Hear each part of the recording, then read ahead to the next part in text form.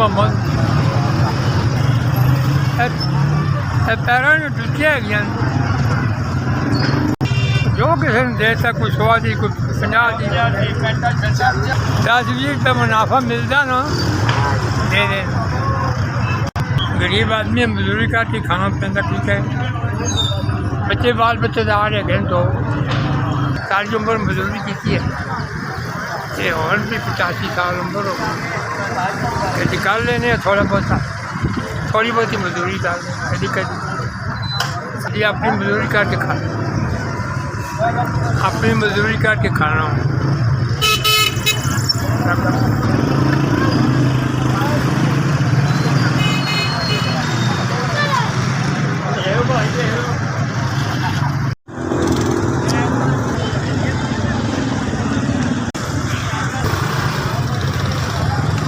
अल्लाह बरकत पावे जिन्हें मैंने 4000 अल्लाह जान रोज करे